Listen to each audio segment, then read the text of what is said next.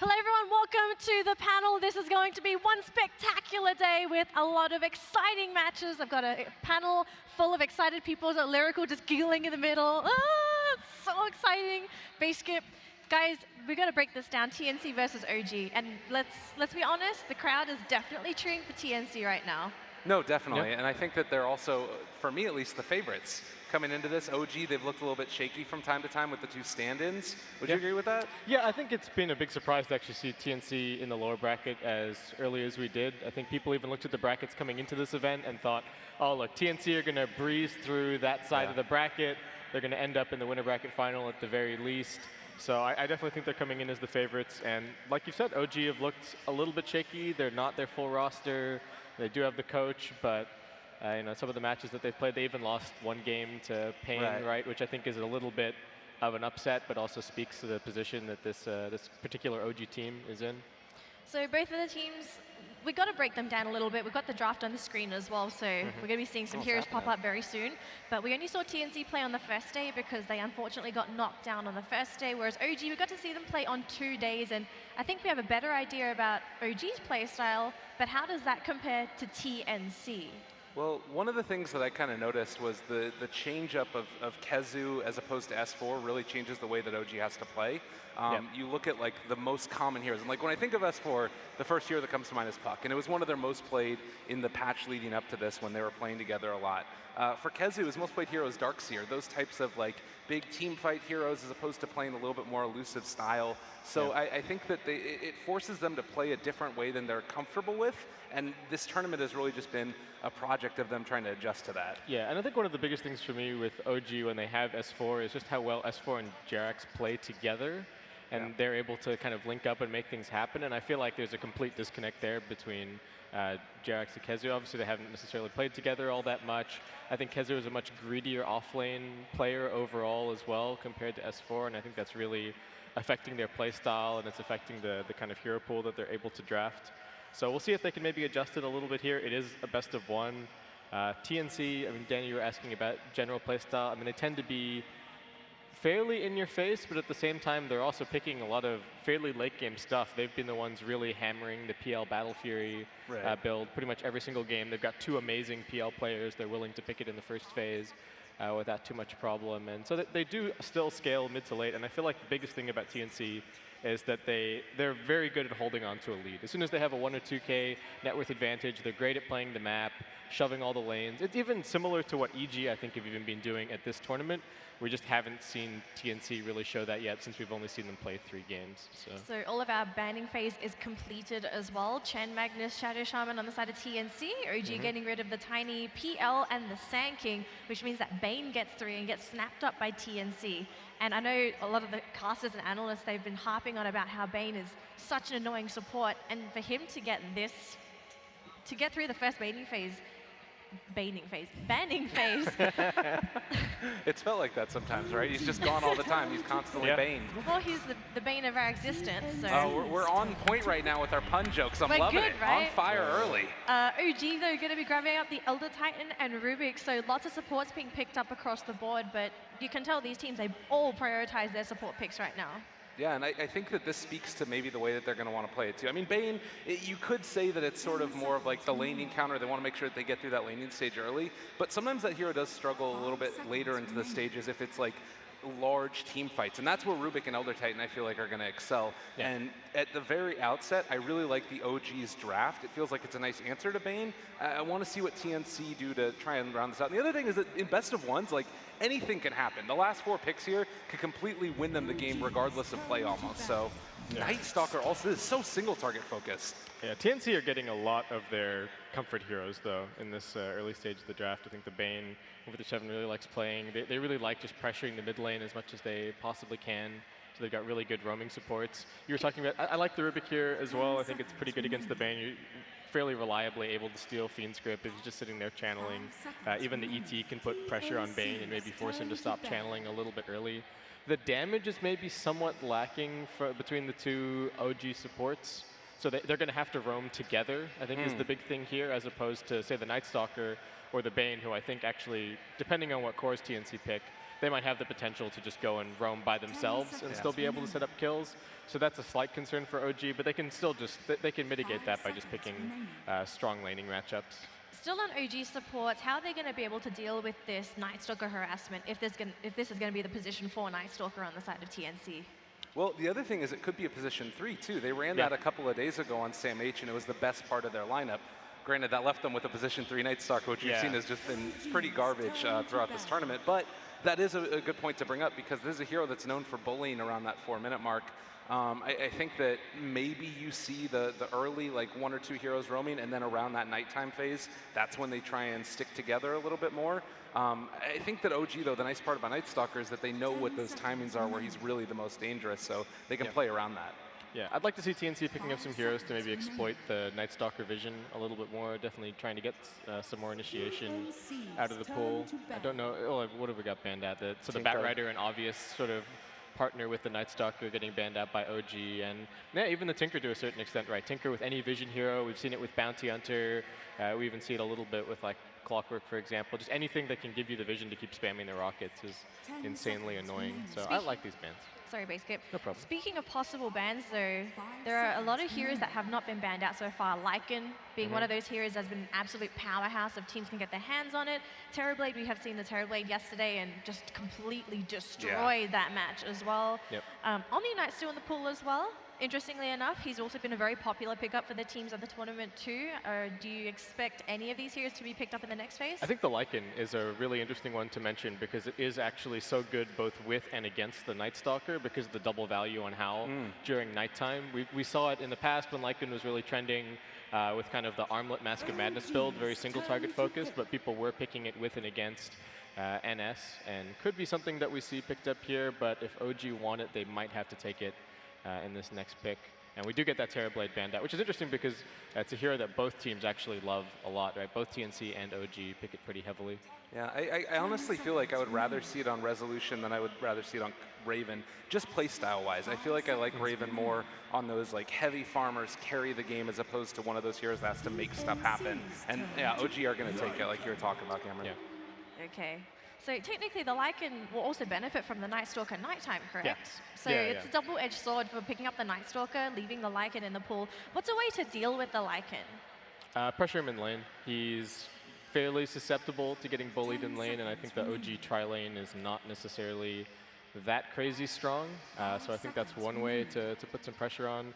We've also seen things like maybe a Brewmaster could be solid, but TNC just going to pick up a Tide. It's a bit of a lane bully, and I like the Anchor Smash against all the summons, Ravage for helping control him. And now it locks in the Night Stalker position 4. Right, which I like more. I like that a heck of a lot more than what we saw yesterday. And it's a hero that we've also seen be able to like not totally carry, but semi-carry. When Sumail played it the other day, it was really impressive, and you've got a chance to take down a lot of those summons.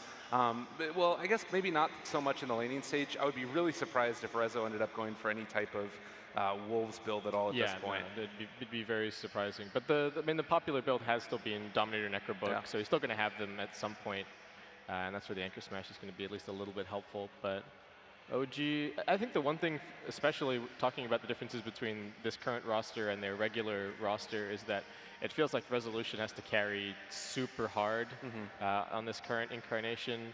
Mad has been playing kind of more semi-carry oriented heroes. Did he play Earthshaker mid the other day too? Yeah, he played Shaker mid the other day. He played it in the show match as well. Yeah, that was a good one. He played some Dragon Knight. That was in the safe lane, but also still kind of that more semi-carry, tempo-esque sort of hero. And I think that puts a lot of pressure on Resolution. And they even tried to pick him Medusa in the one game. I think they were just saying, and they also picked him a Terrorblade, and it was just like, look, Rezo, we need you to farm up. We need you to be what Arteezy has been for EG at this tournament, where he's just been off in the jungle, doing his own thing for 20 minutes, and then coming out and having a huge impact on the game. But unfortunately, OG just haven't been able to make that space and keep their lanes under control. Oh, OG picking up the tournament hero, Enigma. He's been representing Galaxy Battles, but they've got a lot of summons on their lineup now. They've got Eidolons, they have Wolves, they're going to have the Necrobook, they also have the Helm of the Dominator and the Lycan. I know that some people that have been talking about Battle Fury as a sort of counter to all these summons because it does extra damage to summoned units, correct? Yeah, I think because of the armor reductions, you're gonna. It definitely could be good. I guess the thing though is like they already have some answers for it. They don't have great answers out of the supports for like wave clearing and things like that, and maybe that's where OG is trying to take advantage of it. Yeah. I also feel like the other nice part about this is Howl is just going to give you so much value this game. Yeah. You pop that, you start hitting towers, they're going to drop like a fly. It's really solid. Keizu, it's one of his most played heroes. I think that there was a performance they had a little bit earlier where it wasn't the most effective in the game, but this is better because you have other ways to start the fight. You don't have to start the fight with Black Hole here. Yeah, this is really interesting because it feels like it's not even necessarily a game where sometimes there are Enigma games where it's just a free win because the enemy team has absolutely no way to cancel a BKB Black Hole, and so you have this off-lane hero that can actually completely win you the game all by himself. In the right situation. Although in this case, they have to go up against a Bane. Exactly. Right. So there's the Fiend script to cancel, and I feel like Lyrical is saying it's more about the Eidolons and it's potentially more about the push this game than it is about the having the big black hole to be able to win the game. It is potentially quite useful against the Tidehunter, right? You can't crack and shell off black hole, so that at least gives you some kind of an opportunity to burst him down. And I like that OG have added some more AoE teamfight to the lineup, but TNC gonna fire right back with some more teamfight of their own as they pick up this puck. C-Puck. It's a classic. We've seen it a billion times. It's the best, right? I feel like the SEA players are disproportionately good at puck, right? I think everybody would be able to have the puck. Yeah, it's going to be interesting to watch that one. That being said, again, you got the black hole on top of him. Can you? I feel like I've seen somebody phase shift out of Chronosphere before. Can you phase shift to get away from black hole? Off the top of my head, I don't think you can. Okay. But that's one of those spells that just like doesn't make sense at all. Unless but it works. you just like phase shift the moment it gets cast and you just don't cancel it. So yeah, you can dodge a bunch of it, but whether you can actually come out of the phase shift and blink away is the question. But now, I want to talk about TNC's lineup here. They don't necessarily have the best scaling for their heroes so far. Tidehunter, more of a utility-based hero. Same with Puck. Night Stalker doesn't necessarily scale as well. Bane to a certain degree. But this last hero, does it need to scale, or do they hit that early timing window? I think they need a fairly hard carry. I mean, even if it's not necessarily something that goes super late, they definitely want a bunch of physical damage, because right now they've pretty much only got well, just spell damage. I mean, there's a little bit of pure damage from the Bane and whatnot here and there, but and the Anchor Smash, a little bit of physical. But interestingly enough, it's a gyrocopter ban from OG. TNC, maybe something like a PA could be all right. That'd be insane. With the Battle Fury meta currently going on at Galaxy Battles. Yeah, I think it's quite good against the two OG supports. But no, just a Troll Warlord. Okay. Well, technically he has axes, so maybe we're semi-right. There you go. But Troll Warlord, though, in this lineup, how does TNC's lineup work around this Troll Warlord now? What's the synergy? Tidehunter at level 25, he gets the 250 damage. That's the synergy right there. Well, he throws the anchor. He doesn't hold on to it anymore. Okay. No. I think that it's just, a hero that's going to be able to hit a strong timing. That BKB comes out. You still have to worry about the black hole, but I like this more because it tells me that TNC want to put more emphasis on Raven this game, and I think that's where they really shine. Let Cuckoo do his own thing. Yeah. I like the Whirling Axes against the Lycan with all the summons, and I think Troll Warlord is going to be able to give them some early Roshans in this game, and if they can get to the point where they get a Refresher Shard on the Tidehunter, I think that's going to make the game insanely difficult for OG. Last pick, Monkey King for OG. I want to hear your predictions for this matchup. It's a best of one, do or die right now. I really like the Monkey King. I think I need to take OG. Yeah, I think I'm going with OG. All right, I'm going with TNC. Phoenix Army. Yeah. Phoenix Army, we're going to bleed red here. All right. All right, we're going to throw over to our casters right now. B-Cop and Tsunami, take it away for this best of one. Oh, actually, hold on a second. Before we pass it to the casters, I want to hear the crowd. Who's cheering for the Phoenix Army?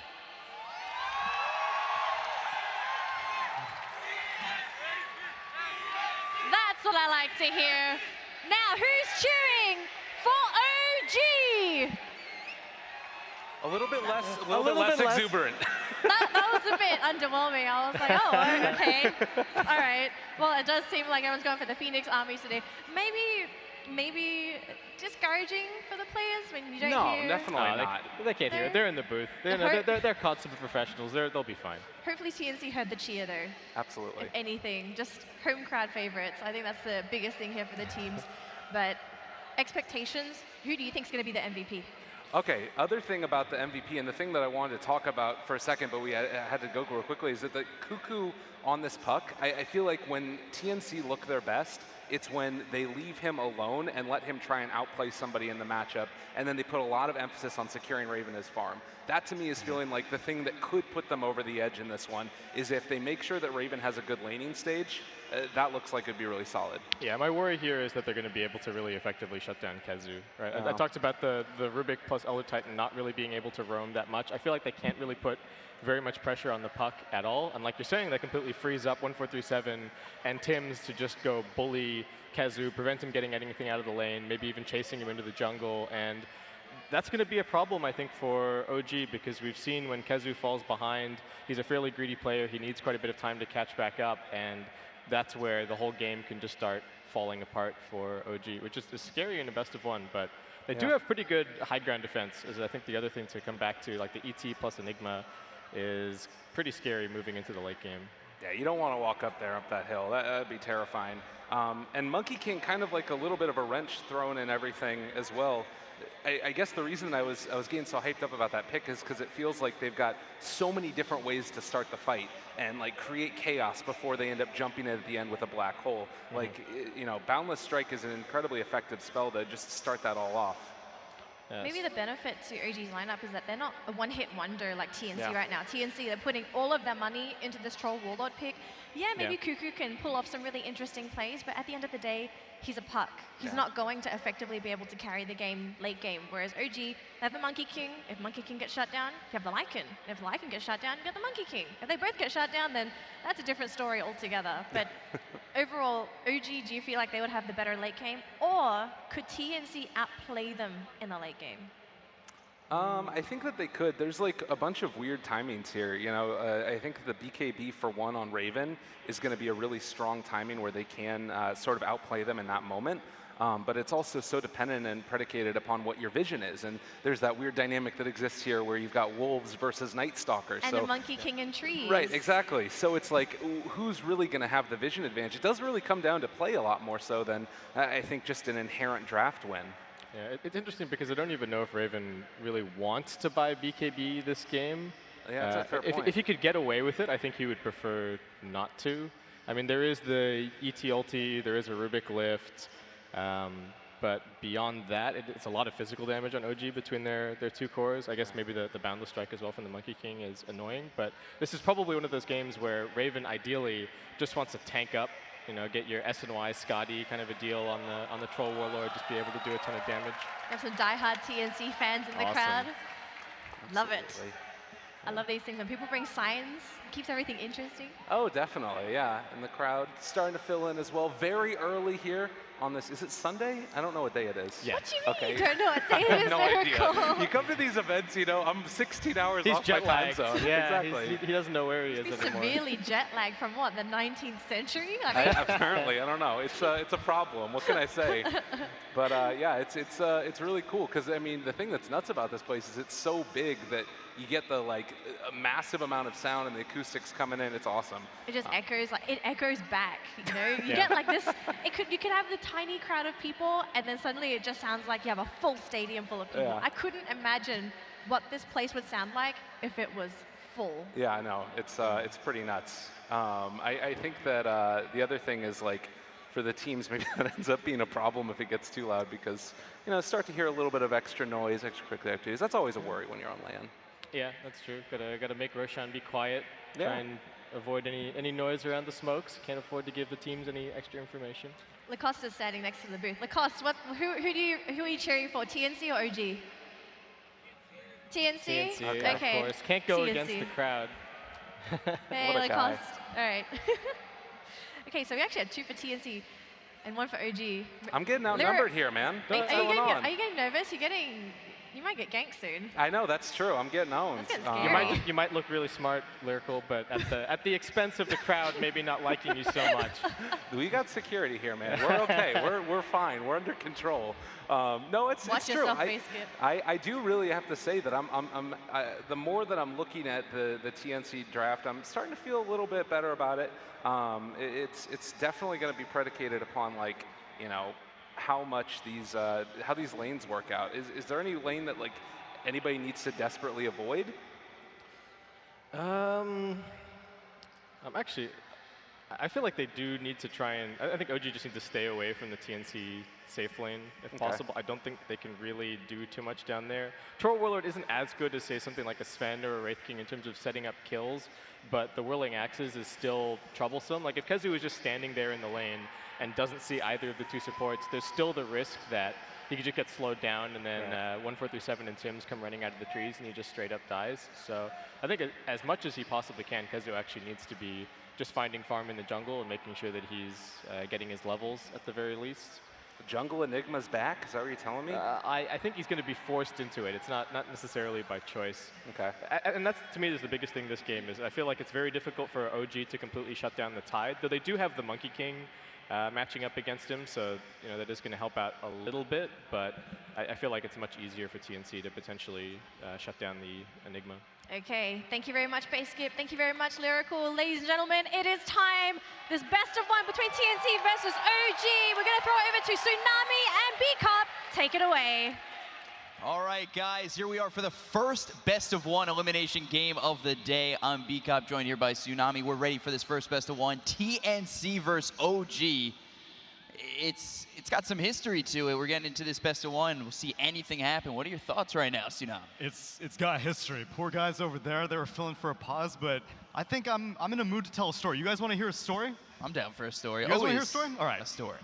It was just about a year and a half ago that I believe John Patrick Lowry announced one of the watershed moments in Southeast Asian Dota history where he was all like, OG versus TNC Game 2. And that was at TI6. Now, I was at TI6, and I was just going there as a spectator. I had no horse in the race, but that day, I just so happened to be sitting behind the Filipino casters. And that means that I was sitting in the Filipino contingent. And the moment that they picked Huskar, for the next 60 minutes, a group of 30 to 50 Filipino people drowned out the entire key arena. And if they can do that in Seattle, then I better hear the Phoenix Army go crazy for their boys here in Manila. Not maybe the reception you were hoping for, but we'll hear them once they get first blood or a couple of kills here for the side of TNC. You can feel the home crowd behind them, definitely at moments during the panel, so I'm excited to hear them once again once we get really into this game. But we'll take a look. What do you think about these lineups so far? It was predictions 2-1 in favor of TNC on the panel, so what are your thoughts in terms of the draft between both these sides? Yeah, the two key heroes were noted out by the panel. Ooh, Cuckoo's Puck. Yeah, they come over towards Sam H. The resolution comes over with Jerax. They start to hit away, but they've also got the Echo Stomp. So he slept up for just a moment. Fly coming in. They've got him surrounded on the side of OG. Sam H, but this tanky Tide Hunter not able to be taken out just yet. On the backlines, Cuckoo is here just trading pot shots with Mad for the moment being. And it's looking like it's just a fight that's going to end up with no kills on either side. Cuckoo picks up a bounty rune of his own, and he's the hero that I'm most excited to see. Cuckoo has a history of performing beyond expectations on Puck, but on the side of OG, I agree with the panel. It's going to be all on Kezu. If Kezu is able to successfully not only find farm, but not get black holes canceled by the numerous sources of disabled that they have on TNC, Kezu's going to have to play out of his mind this game if they want to come out with this victory in a best of one.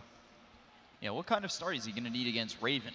You think he has the better advantage here in this bottom lane? In the laning situation, it should be relatively even. Right now, Troll Warlord doesn't have the best means to deal with Eidolons. The thing is that if Kezu decides to take advantage of that, then someone from TNC can easily rotate. 1437's Bane, right now starting out with Enfeeble in the mid lane, and OG have not really given a mid laner quite yet. Instead, looks like everyone's heading to the top lane for OG. And it's also odd to see Sam H here on a Tide Hunter over mid as well. But they've got 1437, they've got the Bane, they've got the Enfeeble ready to go. That's a lane winning ability when you're trying to get that early. So how do you feel where he's got to go? Is this what you do now? You send the offlane heroes to the mid lane. We got ET and Tide Hunter duking it out. Is this what even is the offlane anymore? There is no such thing. You just get fat tanky heroes, yeah. We see 1437 continuing to chase Resolution, who's finally made it over to the mid lane. So it's no longer Jerax's lane, but Jerax, he got level 2 out of that, so he's got the Astral Spirit as well as the Echo Stomp, so that might have been what they were looking for, just to have that early lockdown. They got him a level. Resolution didn't have to spend the TP scroll to end up in the mid lane, and I think this is the matchup that Cuckoo was looking for. He wants to be laning against the Monkey King. It doesn't really matter if it's a 2v1 situation. If Jerax wants to stick around with his Elder Titan, that's fine, because 1437 is fully aware as well that Jerax is stomping around over here. Yeah, so he looks for the Echo Stomp that's going to sweep up Cuckoo.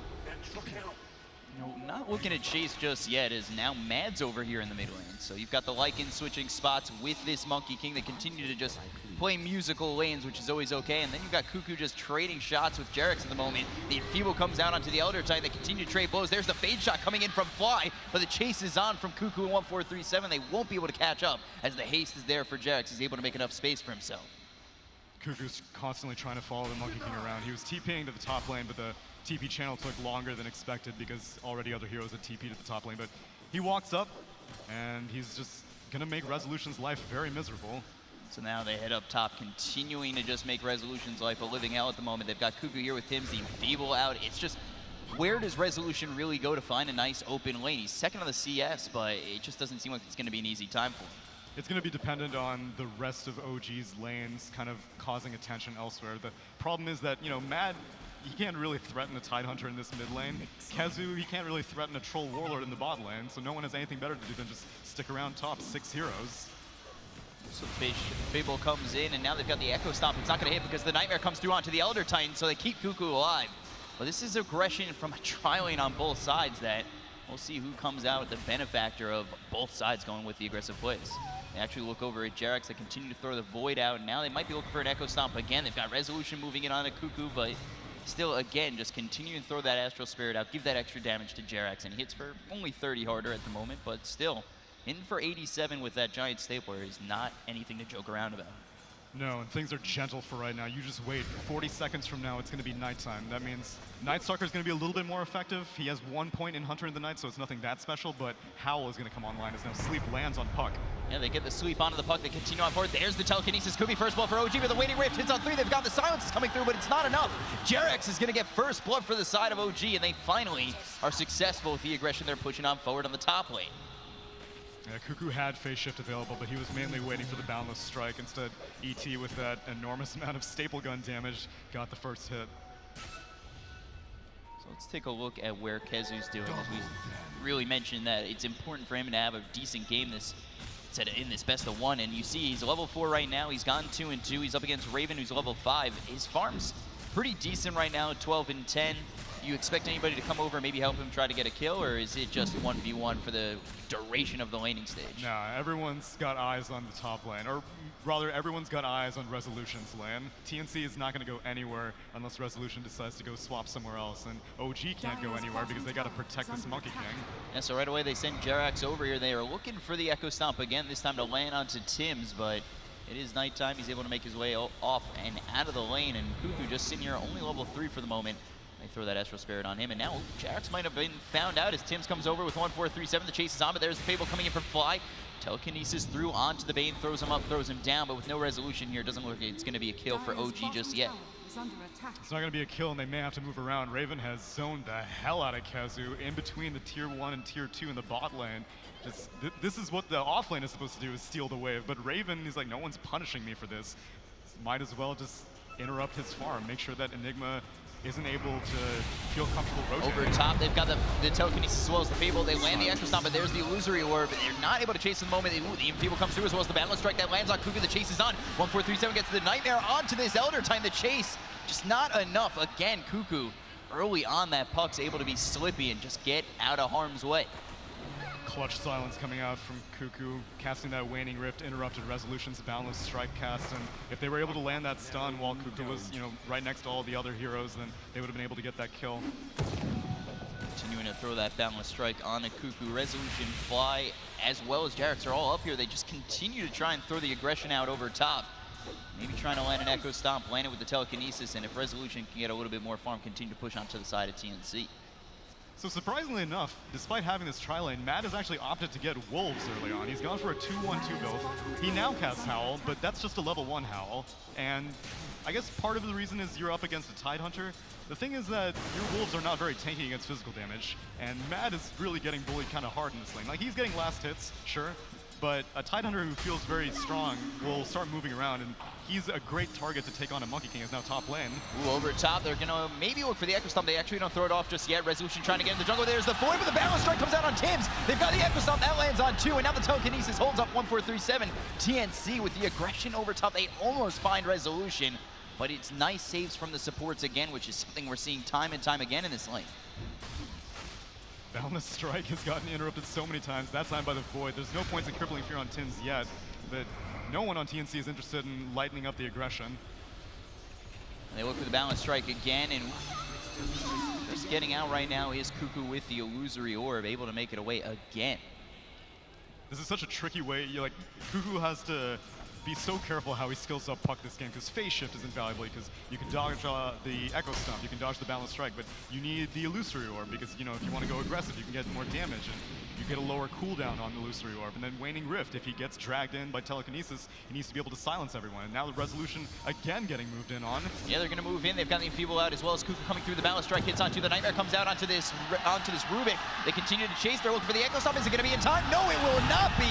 And Resolution goes down to Tims. Mid lane, Mad gets ravaged as well. Raven with a rotation. They pick off the mid lane Lycan.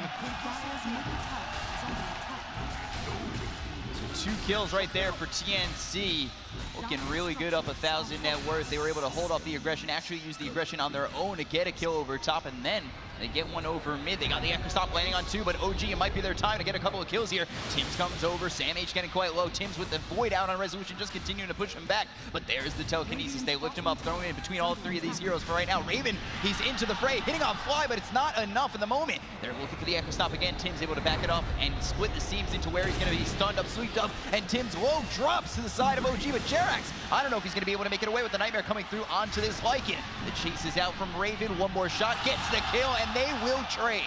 Radiant's bottom tower is under attack.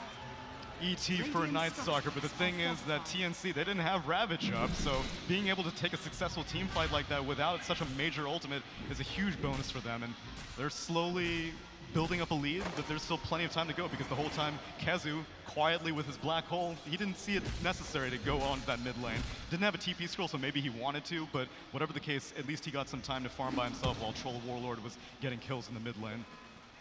So they moved Resolution over mid for just a moment. He's been getting bullied heavily. He's 0-1 and 2, but it just seems like his laning stage is not what OG would have wanted for him. No, and now we got a smoke up on the bot lane. Night Stalker cancels it, and Jerax might be in trouble. Yeah, they look for the Echo Stomp again, but he's silenced over the Crippling Fear. Fly coming over as well as Raven. There's the Telekinesis to lift up Raven, making a little bit of space for him at the time being, but not enough just yet.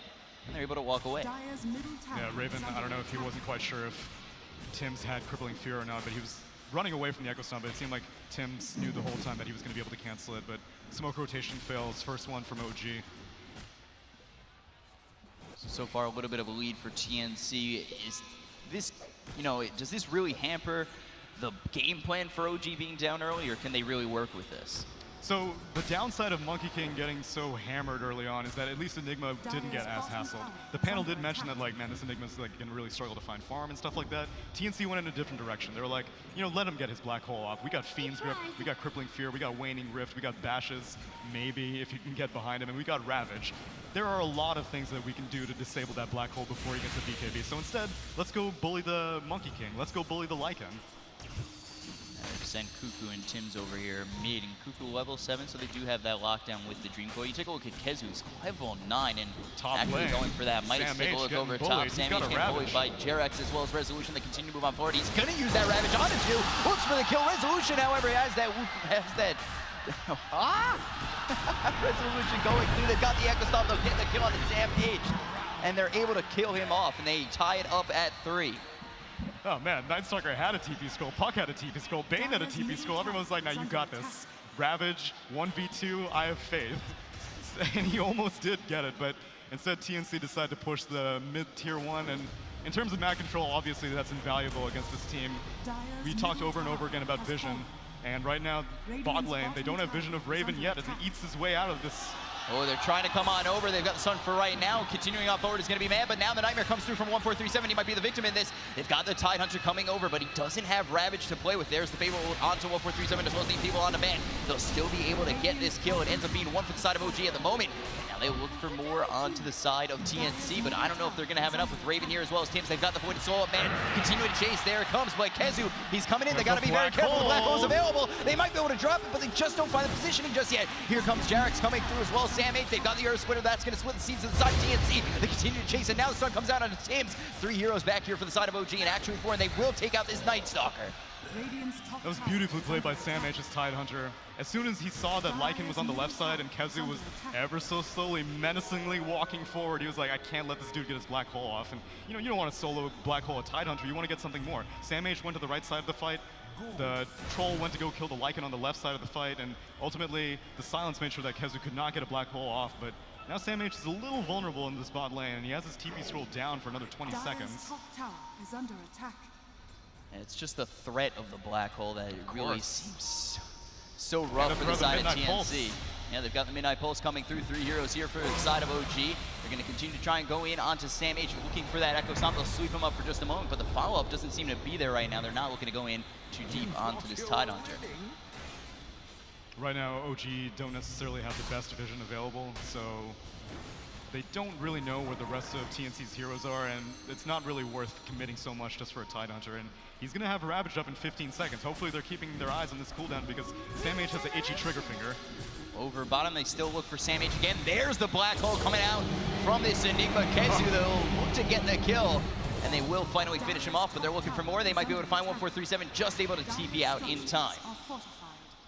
Something we were talking about backstage, it's Troll going for Battle Fury. Ah, of course. Why not? Battle Fury, every hero seems to be what it's going to be. And now Kezo getting locked in. Tims, they've got the telekinesis coming through on a Raven, as well as the Dream Coil coming out from Cuckoo. They lock in only Fly. They look for Kezo. He doesn't have that Black Hole to work with. There's 3 heroes here. Would have been a nice time to have that Black Hole, but he's going to end up dropping there. Take out Fly as well. In comes Mad to trade with the Raven, and now they're going to continue to chase onto Tims. They've got Resolution coming through as well as the Primal Spring onto Tims. The Balance Strike charged up, but it's a little bit too late as Mad, he's already got the kill. It's a double kill for this Lycan. For a team with so many teamfight ultimates, you'd think that TNC would be willing to group up as 5 more, but they're just being like, yeah, Sam H, you go Ravage in one lane, we'll go gank in another lane, and that exchange ended up coming out in favor of OG, assuming that Mad doesn't go down here. Yeah, Mad getting chased up by Cuckoo as well as Sam H. They're threatening with the Echo Stomp. They're not actually going to use it just yet. He's able to lose the reorb out, so they don't go in deep onto this Lycan. This is a lot of movement. No one seems interested in farming up any items. Like, no one's like, I gotta get my Blink Dagger, I gotta get my Drum. Everyone's just like, fight, fight, fight. As soon as my spell's off cooldown, I want to use it. So with this Battle Fury, what do you think the item progression is come a little bit later for this Troll Warlord? I wouldn't be surprised. Oh, top lane, never mind. I wouldn't be surprised if he's just mainly focused on damage. No one else is a real physical damage dealer, and Sam H has gotten so much freaking farm this game. He's got a Helm of the Dominator completed that with Gush's armor reduction, Raven can do a ton of damage. So Battle Fury is the damage item in and of itself. It's now Fiend's Grip on the top lane. Fiend's Grip comes out onto this Lycan, but the Echo Stomp is going to slow them down for right now. They've also got the Earth Splitter coming out on 2 of these heroes. They would telekinesis as well as the Fable. Resolution comes in and grab that kill on a Raven. The chase is on. Sam H in a little bit of trouble. There's the Midnight Pulse laid out on the ground. 5 heroes coming here for OG. A couple more shots will do it. He's just trying to run away with that taunt. The Fable comes out, and Fly will clean him up. They also look for 1437. The Echo Stomp is going to land onto this Bane, but they aren't going to chase under the tier 1.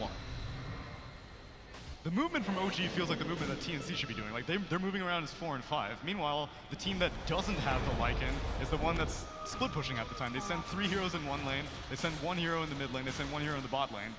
I haven't seen TNC group up as 5 a single time yet, and I feel like with these teamfight ultimates, these kinds of ways to stop a Black Hole, keep a Monkey King in check, silence the Elder Titan, you shouldn't really have this much trouble getting a full-on teamfight, but maybe they're just waiting for these items, as now Cuckoo is approaching Blink Dagger territory, just 200 gold away.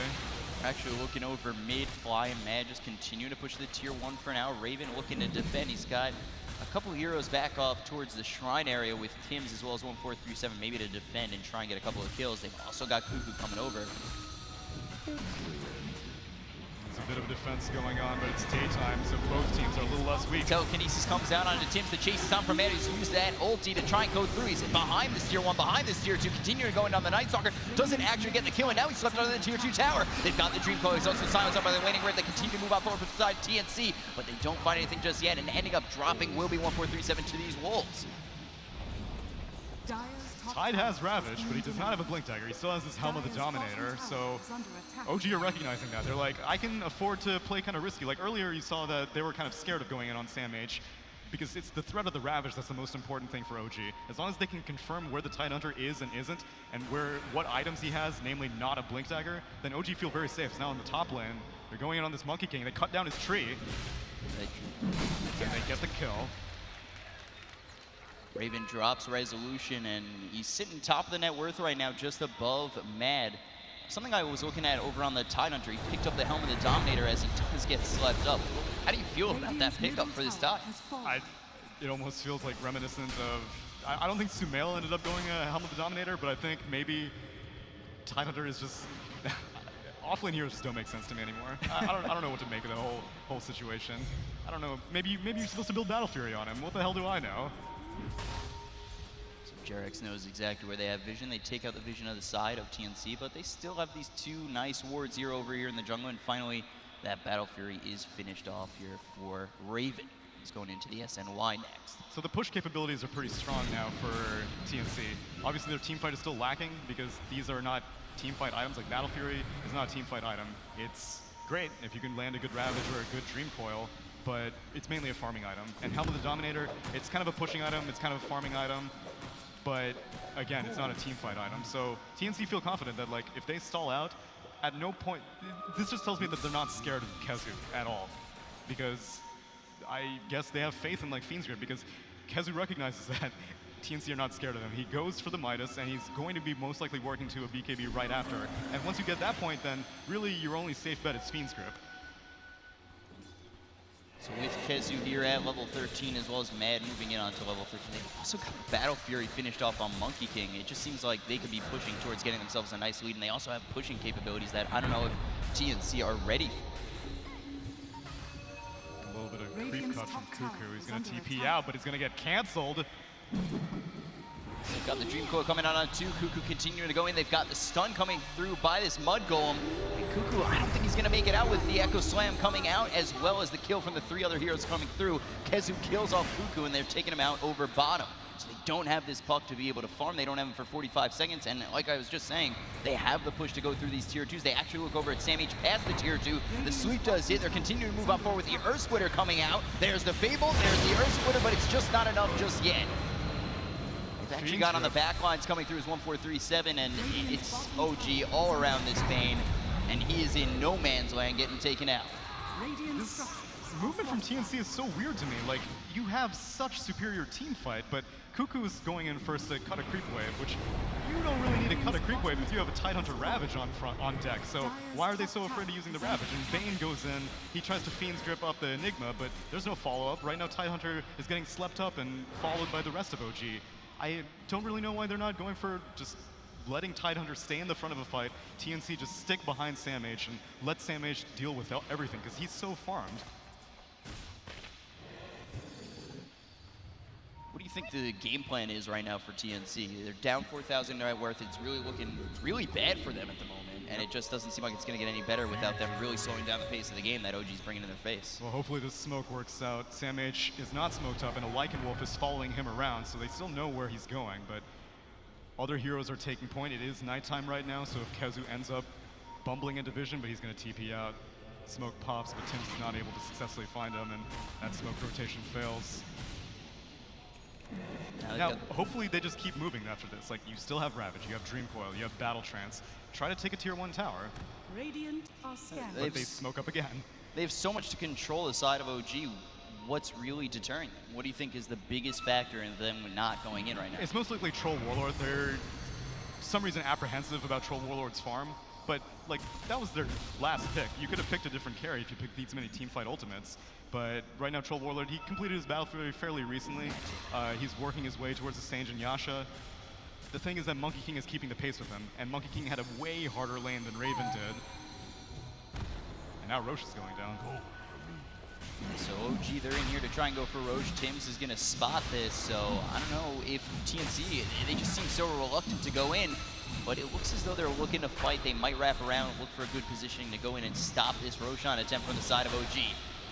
Kong's command set up for just a moment. Resolution looking to drop that in a good spot to keep the side of TNC away. And now you've got this Astral Spirit just pushing into the side of TNC, knowing that they have vision. Mad is still sitting on his Necrobook 3.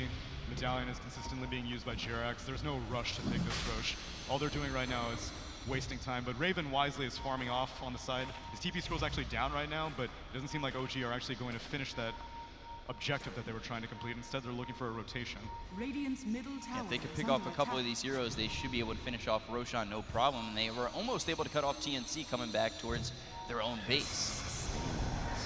Should we find the sweep here on 1437, but no follow-up. They'll just continue to deter the TNC from coming in and push over on this tier 2. That's a free tower. Hopefully they can get Lycan, but they don't. They let him go. And into the Roche pit. I mean, no cooldowns have been expended at all by OG. They didn't even have to use the Necrobook 3 for that, so that's basically a free tier 2. It's so much apprehension, and hopefully it pays off in the end, because, you know, patience is a virtue and whatnot. It's just that Troll Warlord is not going to be able to significantly outcarry both a Lycan and a Monkey King. And he's the only physical damage dealing core for TNC.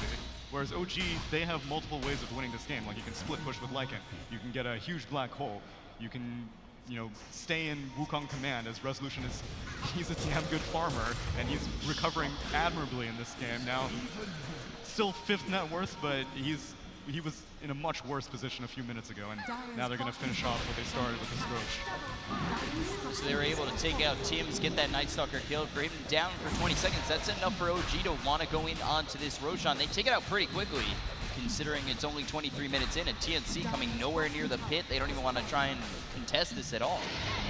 Yeah, they didn't have Jerax's Medallion there, and they still took it exceptionally quickly. They spent the Necrobook 3, but I mean, OG don't seem to care about having to spend cooldowns or not, because they're not getting punished for anything. Now, there are only 2 outer towers remaining for TNC, and they're both in the top lane, and I don't think they're going to defend the tier 1, and OG are probably going to be moving there very soon. So now with the Aegis, you think this is a moment for them to just sit back and farm. Actually over bottom, the Dream Coil comes out onto Jerax. They try to get the Wayne and Rift as well as the damage. The TV's gonna be stopped. They continue on forward. They don't get the kill just yet as the stun comes out from Kezu. The chase is on as they've got the black hole to come through onto this puck. They've got the damage for sure. And down will go Cuckoo over bottom. Now normally, whenever you spend a black hole like that, like Kezu, like I said, he's been waiting, and we said that it's about the threat of the black hole. TNC ideally need to punish this. They haven't used Ravage since Sam H has used it once on the Lycan in the mid lane during the laning phase, and once on the Monkey King in the top lane in the laning phase. But since then, it seems like they just don't want to commit it, and they're trying to play the black hole theory where it's, you know, you just keep it as a threat. My homie 1437, Stephen Hawking, because Sam H has made his way to a Blink Dagger, and if there was ever a time to use Ravage, that has to be the signal. But the problem is that you have to deal with Aegis now, Aegis on the Monkey King, and that was more of a farming Aegis for Resolution, but they can turn it into a fighting Aegis once Resolution completes out this Shadow Blade. I've got 2 heroes over here over mid. They do spot Raven, the Echo Stomp not coming anywhere close, but the rest of OG, they're going to start to converge, but actually they might just lose this Rubik. He's gone in a little bit too far. There's the kill for Raven, and on the back lines, we take a look. The Dream Coil comes out on 2 as well as the Ravage coming out onto a couple of these heroes. The Black Hole is not going to be there for Kezu because he used it over bottom, but he's used that BKB. He's continuing to try and go in on Raven. Raven's going to get chased down by Matt all the way down this Lycan and continues on forward past the tier 2. Has the Solar Crest on Raven. A couple of shots might be enough. Sam H comes over the Anchor Smash as well as the Gush to slow him up, and now they try to turn around on the Lycan. They've got this Astral Spirit threatening to get that Echo Stomp coming through, but on the front lines right now is Cuckoo as the Wukong's command comes out from Resolution. It might be enough to get the kill on Cuckoo as he gets the Illusory Orb and is able to get away from the side of OG. That's a 6k net worth advantage being flexed right there. They used Ravage, they used Dream Coil, and for a brief moment, OG looked like they might have lost the fight, but Resolution was in that fight. Now, they may get Mad, who's trying to escape. Yeah, they've got Mad getting chased out by Sam H, but into the hands of OG he will go, but it doesn't look like OG are really looking to fight too much. They're on the retreat as Cuckoo continues to move on forward, but going to be stunned up by Kezu. There's the Illusory forward as well as the Gush onto this Enigma. TNC just pushing him to the other side of the river. OG don't want to fight. Even though they have the Aegis, there's no reason to spend it. They don't have the black hole right now. OG can take aggression whenever they want because TNC are not being the ones who are confident enough to take the fight. Like now, this is the movement that they wanted to make, or what should have been made earlier. They were like, oh, there's the Lycan, let's be willing to spend cooldowns like that. As now, Puck on the run, but he's going to get away from Fly. He's got that haste to work with, and it's not a lot of heroes here from the side of OG to lock him in. Oh, he gets maledicted, actually. Yeah, so they might be able to get this, but the Dream Coil comes out on 2. They've actually forced out the Dream Coil to come out over top, and that is almost the signal where OG can kind of continue to push. Yeah, they're pinging off that top tier 1. Resolution camping behind it, but most likely TNC are not interested in defending it. Ravage is still down for another 35 seconds. Until that spell comes back up, Sam H and the rest of TNC are just going to play it cool. Take a look at Raven's item progression. He's got the Sanjing Asha. Also has that BKB finish. It's at 10 seconds. So for the next fight, you think that's worth enough for them to be able to maybe be the aggressors instead of trying to play the counterplay? That and the Blink Dagger Ravage. But that tier 1 goes down fairly quickly. They still have Necrobook 3 on Mad, so they may take the tier 2 for free as well, which I wouldn't really blame TNC. Like at this point, your best bet is holding out for high ground. Continuing to push right now is OG, not committing the Necrobook just yet. They might actually just try to push all the way through into the tier 3. TNC has their work cut out for them.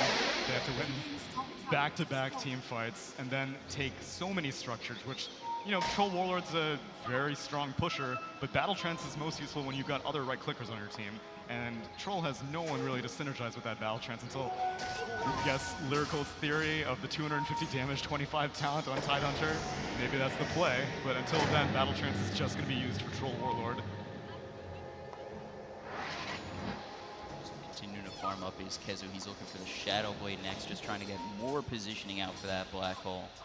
As Scan comes out, no Echo Stomp gonna hit. Cuckoo able to walk away, and we take a look at what Cuckoo's got. He's got the Veil. He's also looking for the Ag, so he's trying to really make sure those BKBs don't mean much on the side of OG. Is that an item that's really worth it for this puck?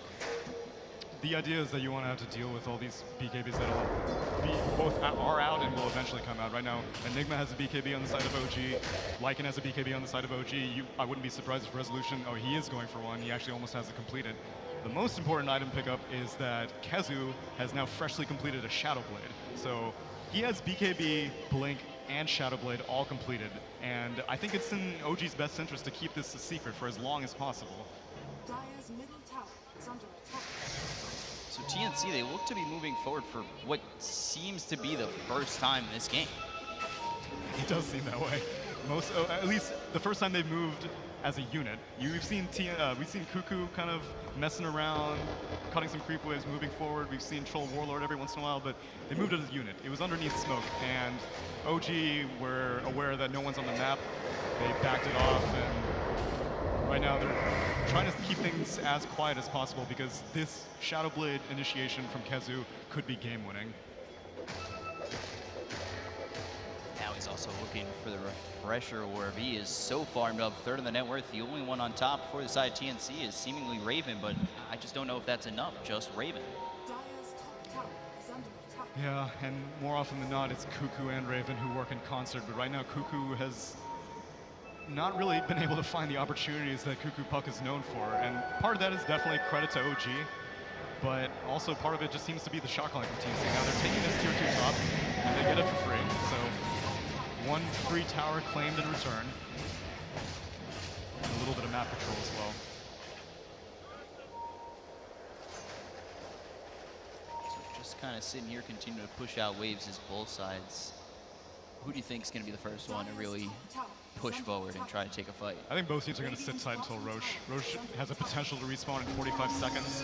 Surprisingly, neither team has vision around the pit, but that's not really a concern for OG. You can just send a Lycan Wolf in there. You can just send Eidolons in there. On the side of TNC, I guess you can dominate a creep by Tidehunter and park a creep in there, but the next big engagement is going to be Roche. And I'm leaning towards OG mainly because of all these BKBs, but if TNC Sam H manages to get the upper hand and gets the Ravage off, Troll Warlord can very quickly blow someone up because Troll has a Blink Dagger of his own. So you get a Ravage, you activate Battle Trance, you just go in on Kezu. If you eliminate that black hole, then all of a sudden TNC's potential to win a fight in the pit looks much, much better. Yeah, OG, they're looking to smoke up, continue on, and try to fight over bottom. We take a look as Tim's going to lead the way. Man's going to use that ulti, continue to try and chase onto this Night Stalker. They move on forward with the telekinesis hitting on a Cuckoo. Now they try to get around him, but there's a phase shift. It's okay for now. He's just got to be able to move himself away as Tim's continuing to get chased by the rest of the side of OG. And it does not look like he's going to make it out, and Man will get the kill. While the Echo Stomp, they're trying to get something on the Cuckoo, but he's already made his way and got himself an escape. Matt is doing such an exceptional job microing his wolves around. Like I keep looking at OG and I'm like, I see so few dire wards, but this movement from them is impeccable, and it's because these wolves know everything. There is no need really for these wards because you just park a wolf, let it fall around a high priority target like the Tidehunter, like the Puck, and you know everything that's important.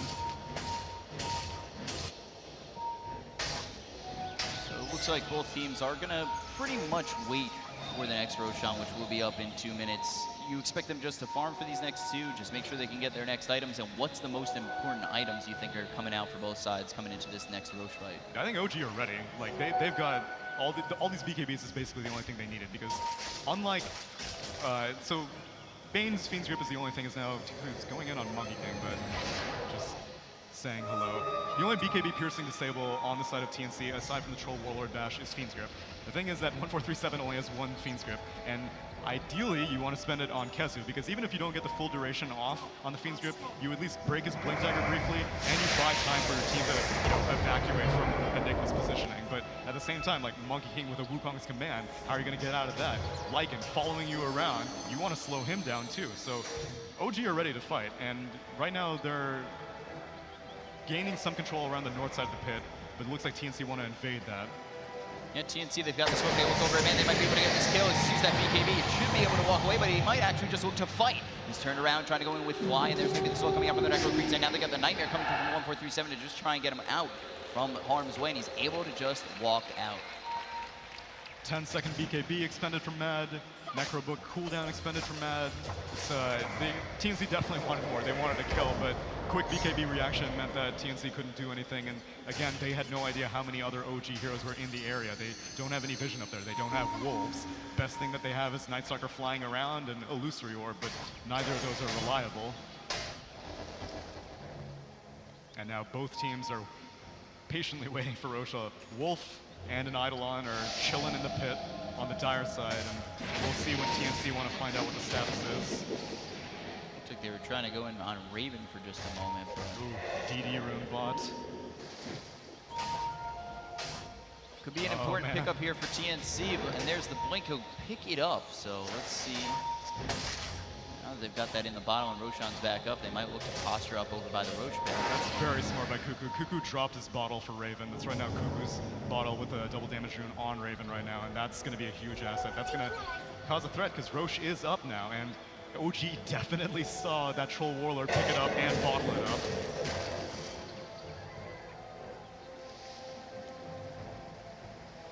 It's quiet. Too quiet. For both sides. Makes me nervous. These wolves quietly prowling. OG just trying to gather some vision up right now. They continue to farm for just a moment as they're just waiting for their moment to hit the Roshan pit, as it is up and available for both these sides. And it looks as though TNC are grabbing themselves together and maybe smoke up and make a move over towards the side of OG. The top two net worth heroes are still owned by TNC players, so all things are not lost. It's just that it's going to be so heavily reliant on initiation. And right now, like, Bane is so far behind Rubik, and these support items make a big difference. Like, Fly has a Blink Dagger, and he almost has gold for a 4-step or a Yules. He's going for a Yules. Either one would be fine. Yules, in this case, will just give another irritation for Cuckoo's Puck, and another way to pop Cuckoo's Lincolns as well. But Bane has nothing, and that means that Bane also has to spend so much money on sentry wards to keep track of these Lycan wolves. So no Glimmer Cape, no Force Staff, no Blink Dagger. 1437 is on food stamps right now. And you just look at how poor he is. 1,200 net worth compared to the next one over that Night Stalker at almost 6,000 net worth. And his levels, like, he's opted to go for a max enfeeble build, which at one point I'm sure was great, but right now I don't think anyone cares about getting enfeebled at this point. He's going to struggle to stay alive in fights, let alone get a Fiend Troop. And like I mentioned before, Fiend Troop is their only BKB piercing disable. That's their best bet to win a fight. Guess who actually, oh man, Dream Coil comes out from Kuku, hits on nothing. And that's really good for OG. I feel like with just the Dream Coil down, they might even look to fight if they can, or take Roche if they can position properly. OG aren't too concerned about Dream Coil. It's a pre-Aghanim Scepter Dream Coil, and so all these BKBs on OG, they kind of don't really care. The only heroes that are really threatened by the Dream Coil are Fly, Rubik, and Jerax, the Elder Titan. And I mean, Jerax is so goddamn tanky. Dude has a Halberd medallion completed. Even if he does get stuck in a Dream Coil, I'm sure he'll break it and be like, sure, you want to kill me? Go ahead. I'm still going to disarm your Troll Warlord. Right now, all 5 heroes on the side of TNC over top. The 5 heroes here for the side of OG are pushing mid. They want to force the rotation out from TNC, who are just trying to push as much as they can at the moment. But they do end up coming back. They've teleported back Kuku as well as the Bane 1437. They just want to entice TNC back. They don't know where TNC are. They know that they're probably in the OG jungle right now, so they're like, all right, let's threaten their high ground. Let's force them to come back, and then once they have to start TPing back, then we'll go into the pick. The thing is that TNC were wise. They didn't panic and immediately rush back to their tier 3, so there's just quiet. And then OG is like, why didn't anyone react? Are they still up here? Are we safe? Can we take Roche? And right now, OG are not confident enough to go take the Roche, and so the dance continues. So we've got Raven going for that MKB. Lycan. They go a little bit further. Man's going to be taken low with the BKB out. I don't even know if he's able to make it away with Raven doing so much damage. They'll clean up Mad. 8 times kill streak taken away by Sam H. He got chopped up. Does not have buyback right now. Battle Trance was spent, but that'll be back in 20 seconds. So if there was ever a time to take Roche, it's right now. Puts TNC into the Roche pit. Aegis and Cheese available. We'll see if OG are willing to come in without their big man on canvas of Mad with that Lycan. Positioning from TNC is great. The only person they need in the pit is Troll, and whoever is giving him the Solar Crest.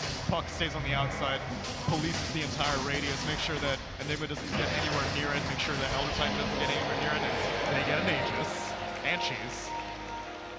Aegis picked up on Raven. Lycan still down for another 32 seconds. Ooh, Kuku in a lot of trouble. There's the black hole coming out from Kenshi. You've got the Earth Splitter, and just a little bit too far out. Gets cut out, drops the gem as well, and now the Echo Stomp hits on a Raven. OG, only 18 seconds until Mad's back, but now they've killed off this Puck, and that kind of slows down TNC a little bit. Yeah, they're still looking like they want to push this tier 2 though, and Lycan's up in 7 seconds. They take that, and they're not moving back quite yet. But now they do.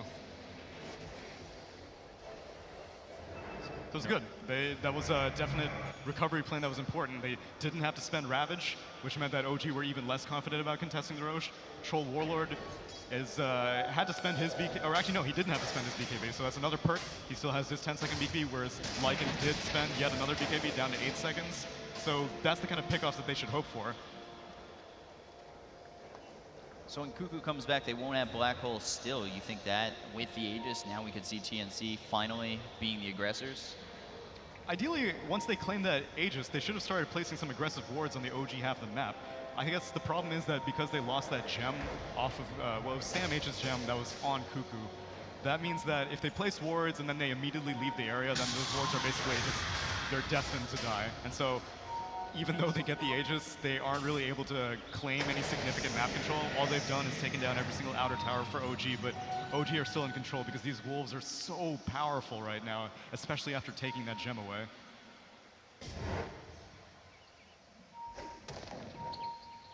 So with no aggressive wards, what's TNC move? What kind of movements do they need to really benefit from this Aegis? They can try to bank on smokes. They've had on and off success with the smokes. With an Aegis, like, you feel pretty confident, you have that license, you're like, okay, well, even if we don't have the vision, even if our Troll Warlord gets caught out one time, like, we'll win the second half of the fight. It's okay, it's not that big of a deal, but Right now they're playing conservative. It does turn to daytime and darkness is down, and it's going to be another 3 minutes until night, so chances are TNC are just going to play it cool. Yeah, but OG, they're looking to be aggressive. They've got the smoke on 4 of these heroes, Kezu, Fly, Jarex, as well as Resolution. Resolution also dealing with that double damage, so they're going to move on over bottom. They might be able to find themselves a Night Stalker, possibly Raven. Raven very far forward. Resolution just does not spot him, and he's able to get away. Didn't know he was being chased. He's the Aegis carrier. You want to pick someone else off right now. It takes too much time to go through all of Raven's HP twice, and so they just want to get a quick pick and get out before that Aegis becomes a factor. And you know, it'll time out relatively soon. There's still got 2 more minutes left on it, so no big rush for TNC. And they do buy a smoke right now on Night Stalker, and let's see where they want to go with it.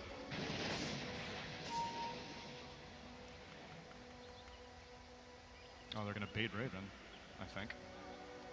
Or Let's see if they can. They're showing him over mid. You've got Monkey King, Resolution nearby. They're thinking about going in, but there's the Primal Spring with the Shadow Wave just moving away. And the side of TNC, they are still smoked up with Raven showing over. Oh, another Dream Coil from Cuckoo is going to miss the mark. And he's coming up onto the high ground, maybe over towards Man, who's going to use that ulti just to walk away. I don't even think OG knew that that Dream Coil was spent, because Mad walked up to that boundary room like no one was in the area, but Fly just grabbed an Invis rune, managed to blink out during the fade time, and it's a millisecond too short for Cuckoo. So that smoke ends up being unsuccessful. So it seems like OG are going to be successful to wait out this Aegis for the most part. Cuckoo. I mean, Cuckoo. without an Aegis, what's Cuckoo. TNC's? Top lane, Black Hole. I'm sorry, what were you saying? You can ask that question again. Oh, that was me, you know, being How really about bad mid at knowing lane? what's going on. I've got you on mid lane. We take a look at Tim's. He tries comes over onto this Elder Titan. They've also got Sandwich coming in as well as Raven. There's a feature coming out onto the Elder Titan. They'll get the kill with the BKB pop by Raven. Now the telekinesis comes down on the back lines. We're going to take a look. As now they've got Raven coming through as well as Resolution with that ulti drop down to the ground as Mandy. He's going to use that shapeshift to continue to try and chase onto the side of TNC. 1437 goes in, but there's a Nightmare to lock him in. They've got the balance strike coming through. They kill off 1437. They look over at Raven, but he's still got this Aegis. There's the lockdown that they need. They're going to be able to pop the Aegis. So let's see if they can look for more, or if they're going to be turned around on. They've got Tim's nearby with people out on Man. Raven just trying to trade these blows, but really taking low. The chase is on with the BKB pop by Man. Kids are coming in. He's got a BKB as well. Raven in a lot of trouble. The Dream Coil drops down. This Ravage comes out, but it's just not doing enough to take out Kenzo, but it does take out Man. Oh. They'll kill off Fly. Now they've got the Yules out on Resolution. Getting away is Kezu, but chase is on from TNC. Sam H moving forward, but into the trees will go Resolution all the way out of harm's way from TNC, but I don't know if he's far enough just yet. The illusory orb not going to jaunt over to it. All right, I found a situation where Battle Fury is not always the best item. Troll Warlord, while casually trying to 1v1 a Lycan, ended up inadvertently cleaving down a Necrobook creep, took a bunch of damage, and quickly realized, like, wait a second, I can no longer take this fight. Had to run very quickly out, but TNC had an appropriate reaction. Ravage was held until the 11th hour, came out, ended up finishing off the Lycan. It was stolen by Rubik, but Cuckoo recognized that the steal came out. He immediately jumped to the high ground, silenced the Rubik. Fly was not able to get the Yules and get out and successfully cast that Ravage, so for the cost of the Aegis and the Troll Warlord, you were basically able to exchange cores, pick up a support, and when you're down this significantly in net worth, which is down 10K right now, formerly a little bit higher, then you're pretty happy if you're TNC. Only thing is there was no Black Hole in that fight because it was spent on Cuckoo earlier. So no Black Hole for OG. TNC, despite being down 10,000 net worth, they show a lot of promise in a couple of these fights. But I feel like that's heavily reliant on no Black Hole for the side Exactly, of and guess what's OG. up? It's the Black Hole and a haste. Has the haste, has the Shadow Wave, trying to find a victim, but everybody from the side of TNC, they're gone. This is the most frustrating game to play a support as. There are so many sources of invisibility. You've got to deal with the Silver Edge of Resolution. You've got to deal with these wolves always prowling around, getting all the data. It's now in the top lane. They try to kill off Tim's, but TP is in time. Able to get away. And finishes off an Axe. Finishing off an Ag is valuable. Ideally, I think they bought a second gem. Oh man, that second gem may have got, wait, no one has a gem right now. Let's do a quick gem check because I don't see them anywhere. Am I crazy?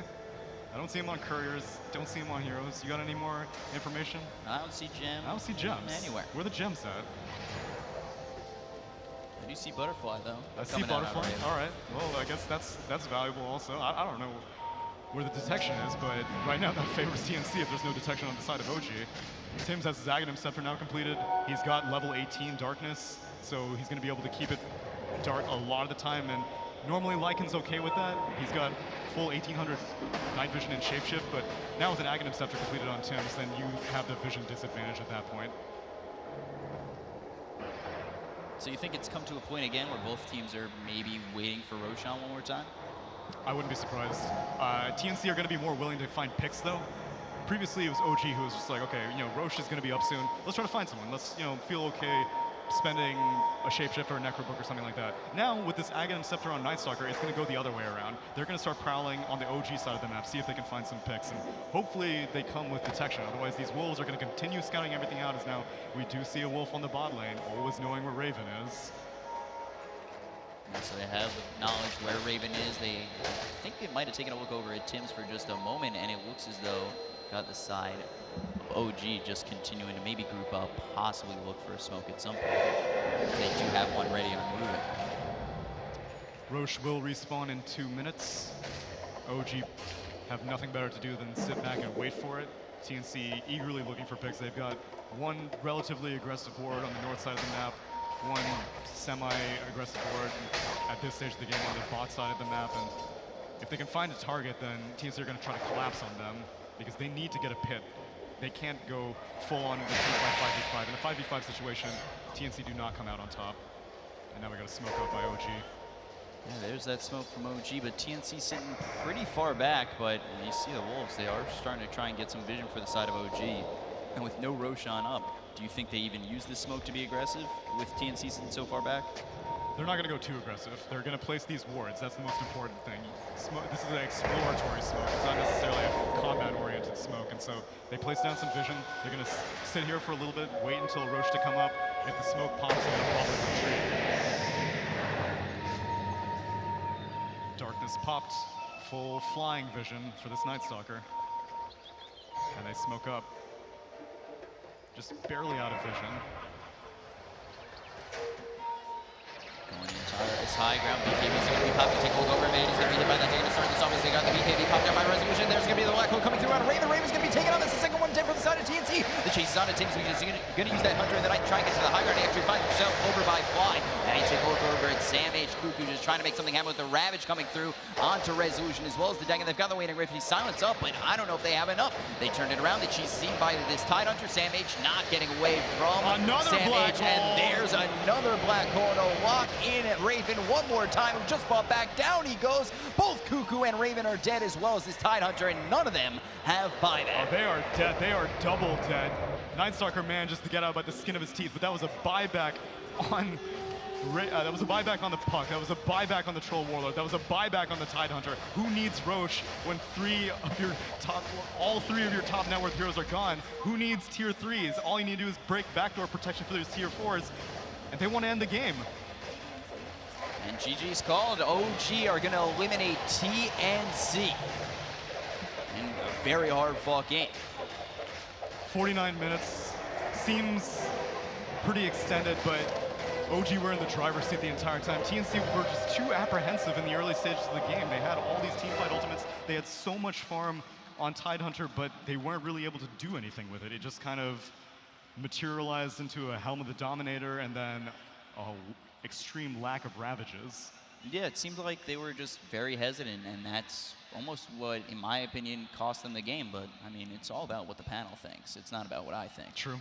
So I don't know if they're going to agree with me, but I know one person is happy with the OG win, got that call correctly over there. And I think the panel might be ready to talk about this best-of-1 elimination. OG move on, TNC eliminated, and let's try to throw it over to the panel.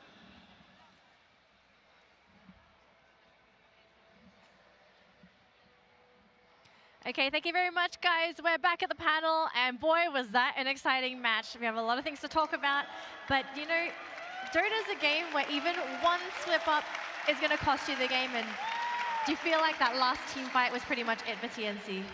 I don't even know if they necessarily made a mistake in that last fight. It was just that it was the Kezu Enigma at the end. They sort of had the inevitability. He eventually got a refresher. He got a Linken's. It didn't matter in the face of all of the buybacks.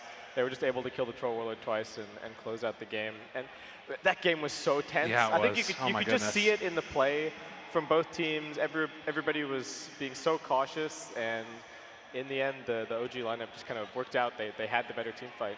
Well, but you could see so many moments where it felt like it was going to swing back that other way. A couple of the really solid plays, I think, from Cuckoo prolonging the game there. Also, of course, you got to give a shout out to Raven. We're going to see a ton of highlights here early on that look like it's going all OG, but TNC pulling it back up.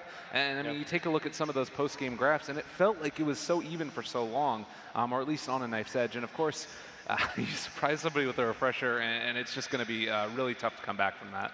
Yeah, and I think the one thing that I didn't really like that much from TNC this game was the way that they played around their Troll Warlord going for the Battle Fury. But I don't think the Battle Fury was bad necessarily, but there were a couple of times where TNC tried to get the Troll Warlord active early, and he would turn up to fights, and he was trying to push towers with his team, and then he would just die. And I feel like that slowed down his progression by quite a bit. He was still #1 on net worth for most of the game, but I feel like they really needed to hit that. If they'd hit that blink BKB timing just that little bit earlier, I think that's where TNC could have really started to put on the pressure. But you know, in the end, OG just kind of, they were ahead, and then they just sort of sat back until they knew the Enigma could win the game by himself.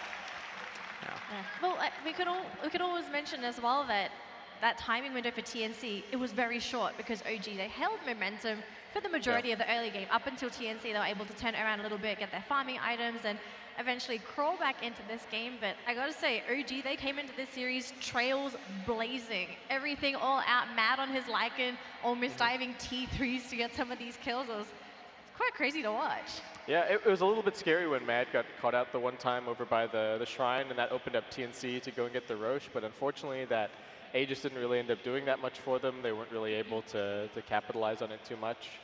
So He was really just a monster, and I think that it speaks to what you're talking about at the start of this. Like, Lycan is one of those high priority picks. You get the Helm of the Dominator, you pick yourself up a Necrobook.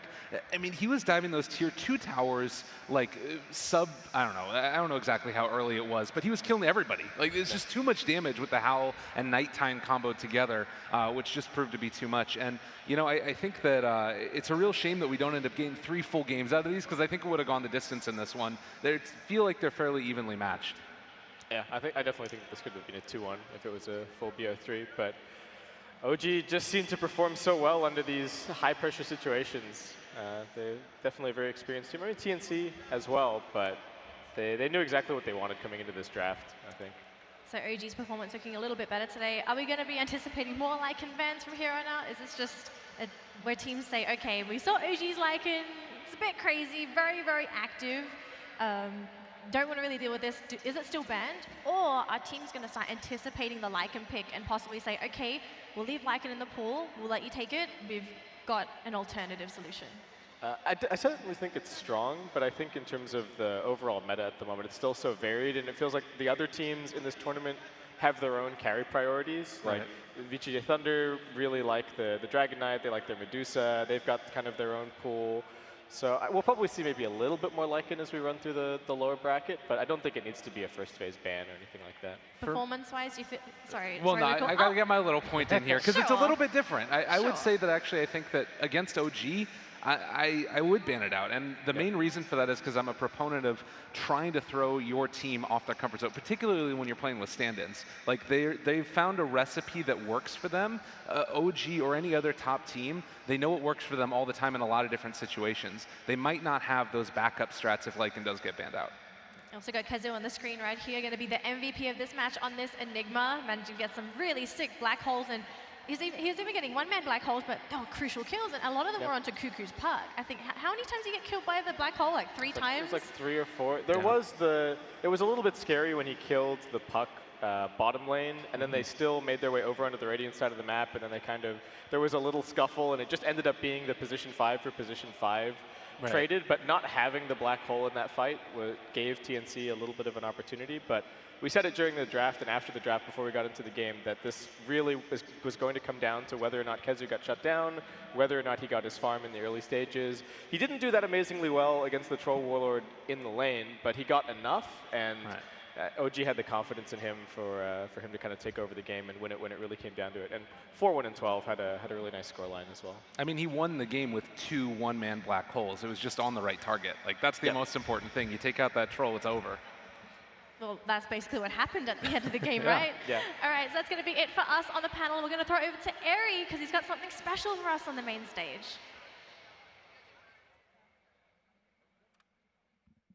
Ladies and gentlemen, round of applause to OG taking that.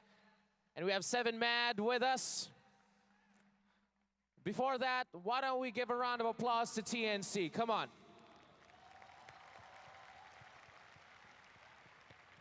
Well done. What I want to ask first, 7Mad,